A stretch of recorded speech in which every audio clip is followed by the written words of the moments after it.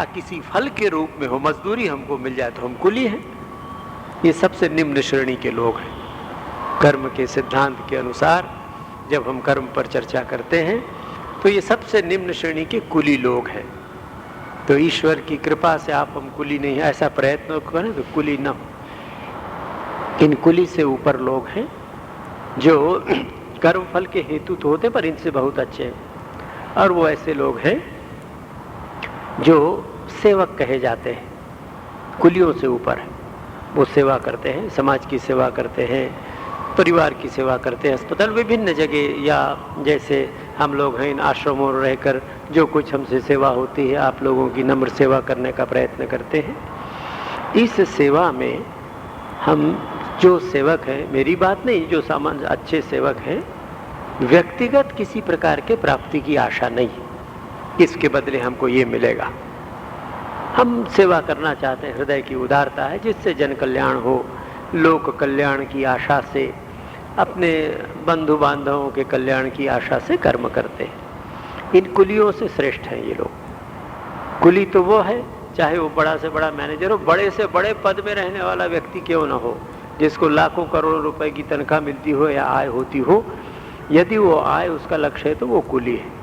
उससे श्रेष्ठ वो व्यक्ति है जो किसी प्रकार उसका जीवन चलता है, मोहल्ले के लोग उसकी जीविका चलाते हैं और वो मोहल्ले के लोगों की सेवा करता है। तो कुली से सेवक श्रेष्ठ है।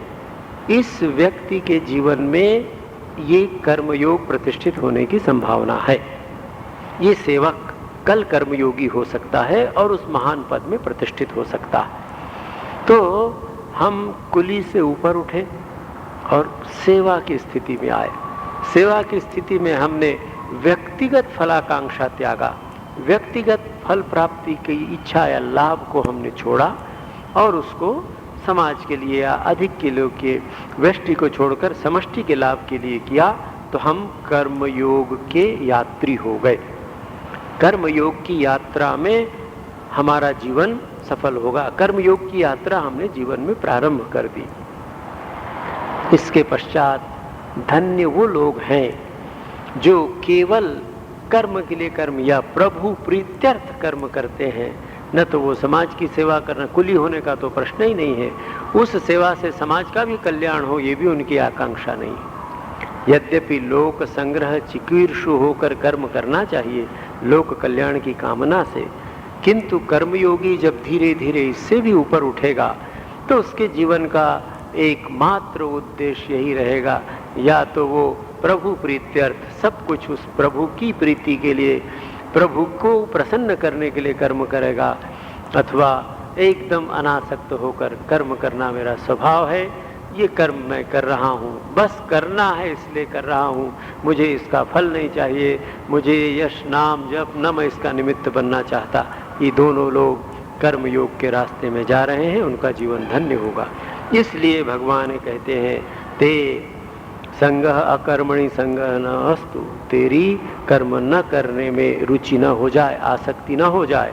अर्थात जीवन में स्वधर्म का पालन करना चाहिए, पूर्णतः पालन करना चाहिए, जितना हमसे संभव है। भगवान ने जो शक्ति दी है, भगवान ने जो अवस्था जो परिस्थितियां दी हैं, उसके अनुसार निरंतर कर्म में लगे रहना चाहिए।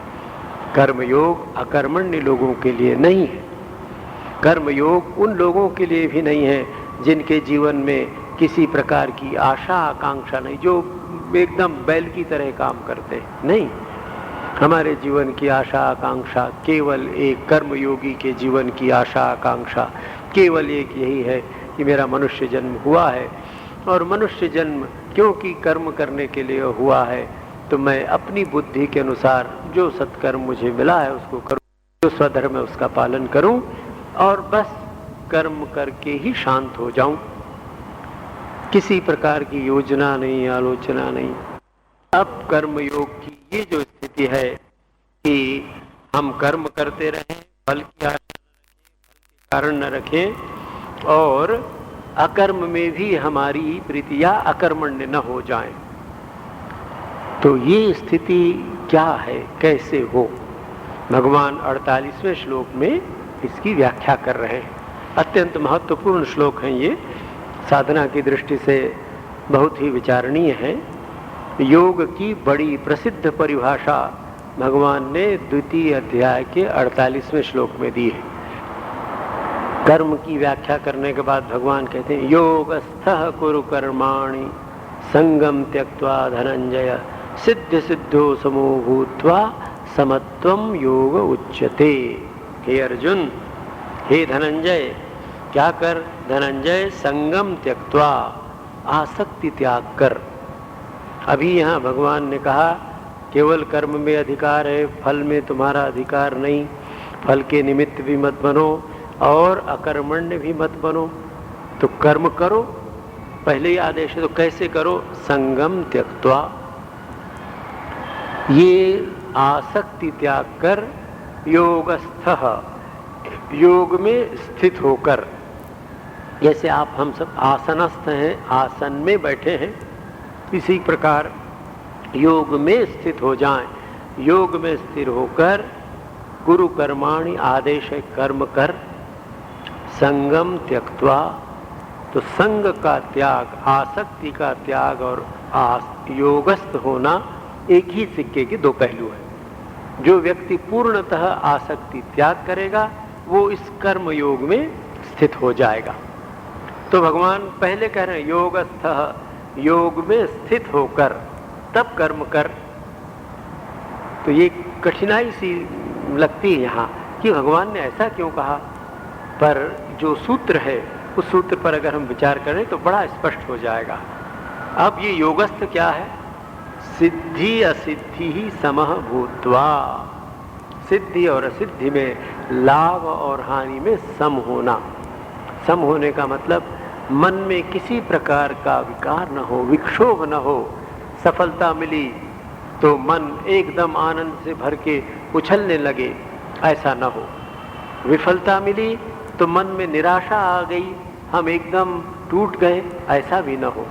तो भगवान कहते हैं कि पहले मैंने तुमसे कहा है कि केवल कर्म करने में तुम्हारा अधिकार है, इसलिए कर्म में सफलता मिलेगी या असफलता मिलेगी इससे तुम्हारा कोई संबंध नहीं है।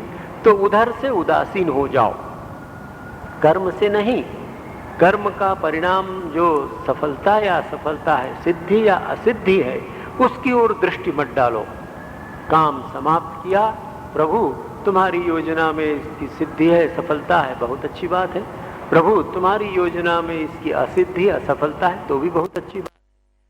तो सिद्धि और असिद्धि में, सफलता और असफलता में मन डावाडोल न हो, मन में किसी प्रकार का विक्षोभ उत्पन्न न हो, शुभ या अशुभ दोनों प्रकार का। सिद्धि असिद्धि में समान है कि समः भूत्वा, समान होकर, विचार के द्वारा, प्रार्थना के द्वारा मन को समान करके कर्म कर, ऐसा समत्व ही योग है। समत्वम योग उच्यते। तो अब आइए इस योग की प्राप्ति के बारे में सोचें, भगवान क्या सूत्र दे रहे हैं। इस 48वें श्लोक में भगवान हमको जो सूत्र दे रहे हैं वो पहले 38वें में सुख दुखे समे कृत्वा लाभा लाभो जया जयो ततो युद्धाय युज्यस्व न एवं पापम अवाप्स्यसि, इसी अध्याय में भगवान ने कहा है। पुनः भगवान उसी बात को कह रहे हैं कि इस समता रूपी योग में स्थित होने के लिए तुझे क्या करना पड़ेगा अर्जुन? पहला काम करना पड़ेगा आसक्ति का त्याग, संगम त्यक्त्वा। हम लोगों से एक बहुत बड़ी भूल हो जाती है, प्रत्येक साधक साधिका से प्रारंभ में और बहुत दिन बाद, बहुत समय तो जीवन भर ये भूल चलती रहती है। हम लोग व्यक्तियों, वस्तुओं या स्थान आदि के त्याग को त्याग समझ लेते हैं। ऐसा सोचते हैं कि अरे मुझको कुछ लेना देना नहीं, मैंने तो घर छोड़ दिया है। तो घर छोड़ दिया, बहुत अच्छी बात है। आश्रम में आए, आश्रम को तो दूसरा घर बना लिया है। छोड़ना था आसक्ति और छोड़ने लगे वस्तु या व्यक्ति। वस्तु व्यक्ति आदि के छोड़ने से आसक्ति नहीं छूटती है। प्रारंभिक अवस्था में ये आवश्यक है कि कुछ दिन हम उन परिस्थितियों से दूर रहें जो हमको बहुत आसक्त करती हैं, खींच लेती हैं, किंतु अंततः तो जल में कमल के समान ही रहना होगा। संसार को छोड़कर जाएंगे कहाँ? कहीं भी चले जाएं। रायपुर में जन्म हुआ, रायपुर नहीं रहेंगे, ठीक है, हमारी ये जन्म स्थान है, बहुत लोग हैं, बहुत आसक्ति, चले जाओ दूसरी हिमालय में चले गए तो हिमालय में भी अकेले तो नहीं रहेंगे, कहीं जंगल में रहेंगे, पशु पक्षी रहेंगे, कुछ भी रहेंगे, जड़ भरत की तरह पशुओं से ही चाहे लगाव हो जाए। तो आसक्ति किसी भी चीज से हो सकती है, फटे कपड़े से भी आसक्ति हो सकती है। तो भगवान ये स्थान त्याग की बात नहीं कर रहे हैं, किसी व्यक्ति आदि के त्याग की बात नहीं कर रहे हैं, विशेष रूप से संगम त्यक्त्वा आसक्ति का त्याग करना है। और इस आसक्ति के त्याग के लिए मनुष्य को सतत सावधान रहना पड़ेगा। आसक्ति त्याग की प्रक्रिया कोई फिनिश्ड प्रोडक्ट नहीं है कि 1 सितंबर से हमारा मन अनासक्त हो गया। जब तक जीवन है तब तक आसक्ति के अवसर आएंगे। प्रतिदिन जब हम सोकर उठते हैं, संसार में अनेक अवसर हैं आसक्ति के। यदि साधक सावधान नहीं है, साधक के जीवन में यदि ये निश्चय नहीं है कि नहीं मुझे समत्व में स्थित होना है, मुझे अच्छे और बुरे दोनों से दूर होना है, किसी के प्रति आसक्त नहीं होना है, तो कहीं न कहीं आसक्ति आ जाएगी। इसलिए सतत जागृति, पूर्ण चैतन्यता, कांस्टेंट विजिलेंस, अपने मन पर दृष्टि रखकर ये सतत देखना पड़ेगा कि कहाँ चिपक रहा है वो, और जहाँ जहाँ वो चिपके वहाँ वहाँ से उसको विचार के द्वारा, प्रार्थना के द्वारा, उपासना के द्वारा वापस लाना पड़ेगा। और ये तभी संभव है जब जीवन का लक्ष्य सामने हो। तो संग का त्याग करना पड़ेगा। आसक्ति छूटी, मान लीजिए प्रयास किया, आसक्ति कुछ कम हुई, किंतु जीवन में सिद्धि और असिद्धि, सफलता असफलता तो आती रहेगी। तो सफलता असफलता जब जीवन में आए तो क्या करना चाहिए? तो इच्छा शक्ति के द्वारा, विचार के द्वारा। देखिए, इस विचार का ही सारा खेल है। जब भी जीवन में स्थिति प्राप्त होगी, ये विचार के द्वारा ही होगी। जब इन बातों का हम स्मरण रखेंगे, वही अर्जुन का प्रश्न कि मेरा परम श्रेय किसमें है प्रभु, यत् श्रेय स्यात् तत् निश्चितम ब्रूहि, वही मुझे बताइए। तो सतत साधक और साधिका को जागृत होकर ये विचार रखना पड़ेगा कि मकड़ी के जाल में हम फंसते तो नहीं जा रहे हैं। तो ऐसा जब होगा तो सिद्धि और असिद्धि के क्षणों में मन को समझाकर कि देखो, सिद्धि असिद्धि भगवान की इच्छा है, सफलता असफलता प्रभु की इच्छा है। अरे मन, इस पे शांत रहो, अपना कर्तव्य करो, और जो भी आता है उसको सिर झुकाकर स्वीकार कर लो। इसके लिए राजमार्ग है शरणागति, भक्ति का मार्ग। जैसी भी इच्छा है प्रभु के प्रति समर्पण करके कि प्रभु तुम्हारी इच्छा से सफलता आई थी, तुम्हारी इच्छा से आज असफलता आई है, ऐसी कृपा करो कि न तो मैं सफलता से प्रभावित हूँ और न तो मैं असफलता से प्रभावित हूँ। इस प्रकार की वृत्ति जब हम सिद्धि और सिद्धि में समः भूत्वा, सिद्धि और असिद्धि में समान रखकर हम काम करेंगे तो क्या होगा? यही समत्व योग है। भगवान कहते हैं समत्वम योग उच्यते। इस समता में यदि हम प्रतिष्ठित हो गए तो हमको तत्काल आत्म साक्षात्कार हो जाएगा, ब्रह्म ज्ञान हो जाएगा, ईश्वर प्राप्ति, जो भी आप कह लें, आध्यात्मिकता की चरम अवस्था में व्यक्ति पहुंच सकता है यदि वो कर्मों से, फल से अनासक्त हो जाए, सिद्धि असिद्धि में समान रहे। उसके बाद 49वें श्लोक में भगवान फिर अर्जुन से कह रहे हैं, देख, ये समत्व की तो मैंने तुझे बात की, दूरेण ह्यवरम कर्म बुद्धि योगात् धनंजय बुद्धौ शरणमन्विच्छ कृपणाः फलहेतवः।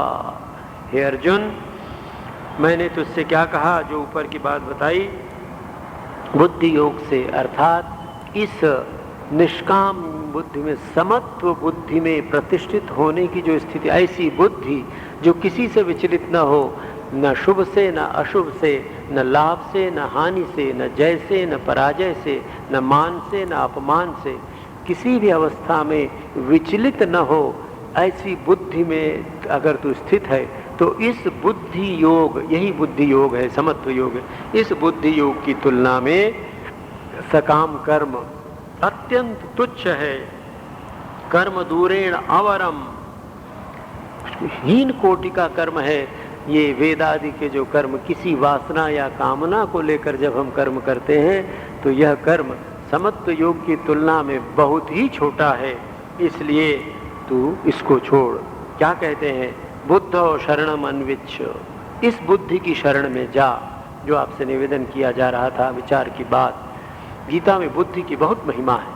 बार बार बुद्धि की बात भगवान कहते हैं। तो ये सोचकर देखिए, अपनी बुद्धि को ऐसा बनाना पड़ेगा। बहुत बार बुद्धि हमको बता देती है कि ये बुरा है, किंतु इंद्रिय और मन की दास्ता के कारण हम उस ओर चले जाते हैं, बुद्धि की अवहेलना कर देते हैं, बुद्धि की बात सुनते नहीं हैं। तो भगवान कहते हैं, देख इस समत्व बुद्धि की बात सुन, बुद्धि को सम रखने का प्रयत्न कर, इसलिए कि ये समत्व बुद्धि, इसकी शरण में अगर तू जाएगा तो ये तेरे जीवन का परम कल्याण कर देगी, तेरे जीवन को उच्च आध्यात्मिक अनुभूति में पहुंचा देगी। क्यों? फल हेतवः कृपणाः, जो फल की आकांक्षा करते हैं फल के हेतु होते हैं, अत्यंत कृपण हैं, अत्यंत कंजूस लोग हैं। कृपणता केवल धन न खर्च करना नहीं है, कृपण तो वही है जो फल की आशा चाहता है, और फल की आशा चाहने वाला कृपण या कंजूस हमेशा दुखी होगा, जन्म मरण के चक्र में घूमता रहेगा। इसलिए भगवान कहते हैं किस बुद्धि की शरण में जा। और योग की दूसरी महान परिभाषा एक उन्होंने 48वें श्लोक में दी, दूसरी 50वें श्लोक में दे रहे हैं। बड़ी प्रसिद्ध परिभाषा है, बुद्धि युक्तो जहाति उभे सुकृत दुष्कृते तस्मात् योगाय युज्यस्व योगः कर्मसु कौशलम। भगवान कहते हैं, देख योग ही कर्म की कुशलता है। तो बुद्धि युक्त, जो बुद्धि युक्त अर्थात इस निष्काम बुद्धि से सुख दुख लाभ हानि में जिसकी बुद्धि समान है, ऐसा बुद्धि युक्त व्यक्ति जहाति नष्ट कर देता है, मार डालता है। यह इसी जीवन में, इसी देह में उभे सुकृत दुष्कृते, जीवन में जितने भी पाप और जितने भी पुण्य हुए, पुण्य भी बंधन है, जैसे लोहे की जंजीर बंधन है, सोने की जंजीर भी बंधन है। तो भगवान कहते हैं इस प्रकार की समता बुद्धि में जो व्यक्ति स्थित है, समत्व बुद्धि में, वह इसी देह में यहीं पर, गीता का एक बहुत बड़ा आश्वासन है, मरने के बाद सद्गति होगी, वो तो ठीक है, शास्त्रों में लिखा है, उसके विषय में अधिक विचार नहीं करना चाहिए। गीता आश्वासन देती है इसी जीवन में जीवन मुक्ति की बात, जीते जीते मनुष्य को इतना आनंद प्राप्त होता है। थोड़ी सी भी अनासक्ति का अगर हम अनुभव कर सकें, और आप में से अधिकांश लोगों ने किया होगा, तो उस अनासक्ति का आनंद, छोड़ने का सुख, इतना बड़ा सुख है जीवन में आसक्ति छोड़ने का। तो भगवान क्या कहते हैं कि यही सुकृत और दुष्कृत दोनों को जहाति नष्ट कर देता है। यदि ये बुद्धि तुझ में आ जाए तो तेरे पाप पुण्य नष्ट हो जाएंगे, तू मुक्त हो जाएगा। तस्मात्, इसलिए योगाय युज्यस्व, इस योग में लग जा। वहाँ भी भगवान ने कर्म करने की बात कही थी 38वें में, यहाँ कह रहे हैं इस योग के प्रयत्न में लग जा कि कैसी भी परिस्थिति आए, इसका अभ्यास दैनंदिन जीवन में किया जा सकता है। आप हम सब यदि प्रयत्न करें तो अभ्यास कर सकते हैं। जब भी जीवन में परिस्थितियां आए, अच्छी और बुरी दोनों, सुख के क्षण आए तो, दुख के क्षण आए तो इस भाव को स्मरण रखें। संस्कृत के श्लोक भले ही याद न रहे, ये भाव स्मरण रखें कि नहीं, मुझे सुख और दुख दोनों में समान रहना है। दृष्टा, मैं देख रहा हूँ, सुख को भी देख रहा हूँ, दुख को भी, मैं उससे प्रभावित नहीं हूँ। तो इस प्रकार की दृष्टा बुद्धि, विटनेस कॉन्शसनेस, ऐसी दृष्टा बुद्धि यदि हृदय में उत्पन्न हो जाए, या दृष्टा बुद्धि के विचार हमारे मन में धीरे धीरे दृढ़ होने लगे, तो हम देखेंगे कि इस दृष्टा बुद्धि के कारण हमारी बुद्धि सम हो रही है, सुख दुख हमको अधिक प्रभावित नहीं कर पा रहे हैं। इसलिए भगवान कहते हैं कि इसके प्रयत्न में योगाय युज्यस्व, इस योग में लग जा, बुद्धि को सम करने में। योगः कर्मसु कौशलम, कर्म की कुशलता ही योग है। यहाँ बहुत बार भ्रांति होती। मान लीजिए मैं एक जेब कतरा हूँ और मैं जेब काटने का काम इतनी निपुणता से करता हूँ कि कभी पुलिस के पकड़ में नहीं आता, तो क्या मैं योगी हो गया क्योंकि बड़ी कुशलता से जेब काटता हूँ? भगवान का ये तात्पर्य नहीं है। कर्म की दक्षता, डेक्सेरिटी इन वर्क नहीं, कर्म की कुशलता। एक बहुत अच्छा कारीगर है, एक बहुत अच्छा पेंटर है, एक बहुत अच्छा दर्जी है, कोई बहुत अच्छा गायक है, अपने विषय विशेष में विशेष दक्ष है, तो क्या वो योगी? नहीं। उसकी दक्षता किस लिए है?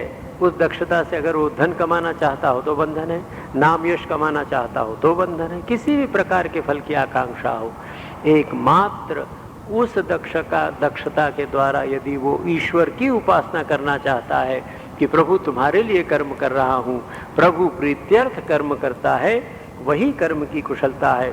कर्म की कुशलता, कर्म कुशलता का रसायन ये है कि हम कर्म तो करें किंतु कर्म के बंधन में न फंसे, फल उसका जो हो वो भगवान के समर्पित हो, न तो हमें कर्म बांध सके न हमें फल बांध सके, कर्ता बुद्धि न रहे और भोक्ता बुद्धि न रहे। तो जब कर्म की कर्ता के हृदय में जब कर्ता बुद्धि नहीं होगी, भोक्ता बुद्धि नहीं होगी, जब उसकी कर्म में आसक्ति नहीं होगी, जब उसकी फल में आसक्ति नहीं होगी, तो इसी जीवन में वो योगः कर्मसु कौशलम में प्रतिष्ठित हो जाएगा, समत्वम योग उच्चते की अवस्था को प्राप्त हो जाएगा। तो कर्म की कुशलता इसी बात में है कि कर्म करते हुए हम उसमें न फंसे। जिसलिए मनुष्य का जन्म हुआ है, आत्म साक्षात्कार या ईश्वर प्राप्ति, उसको निरंतर हमारा मन बढ़ता रहे, यही इस कर्म योग का रहस्य है।